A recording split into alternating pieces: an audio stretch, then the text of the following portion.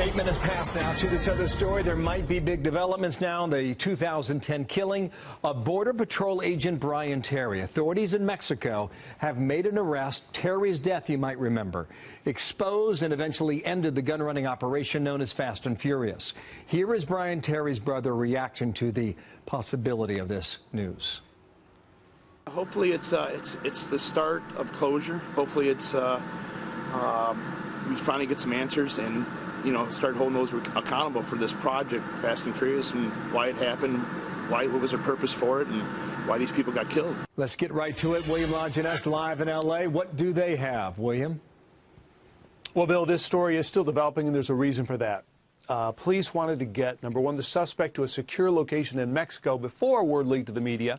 They also hoped to get this guy to roll over and provide the location of the last remaining outstanding accomplice. So here's what we do know. A joint U.S.-Mexican task force arrested the suspect yesterday at a ranch in northern Mexico along the Chihuahua-Sinaloa border. The task force included Mexican Marines, the DEA, and U.S. Marshals. The raid happened around 2 a.m. on Wednesday. Heraclio Osorio Arianes was turned over to the Mexican Attorney General, and the U.S. is seeking extradition.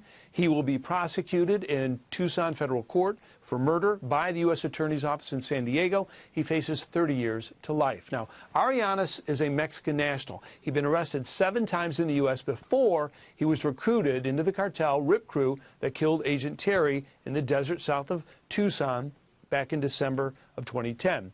Terry was part of a Border Patrol special ops team that was sent in to arrest this RIP crew. A gun battle ensued. Brian took a bullet beneath his vest and died at the scene. His death exposed, as you said, the Obama administration Operation Fast and Furious, when agents found 2 assault-style weapons at the crime scene sold under the U.S. program, where some 2,000 weapons were sold to the cartels with the knowledge and approval of the U.S. Justice Department.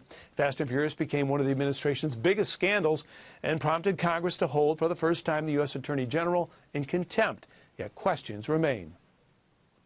I hope it opens a door for this new administration to look into this and find out who's accountable and hold them to justice and responsible for Brian's death.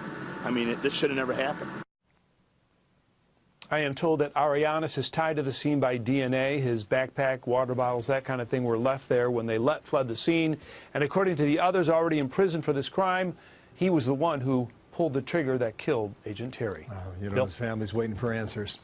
William Lajeunesse, thank you, live in L.A. on that story.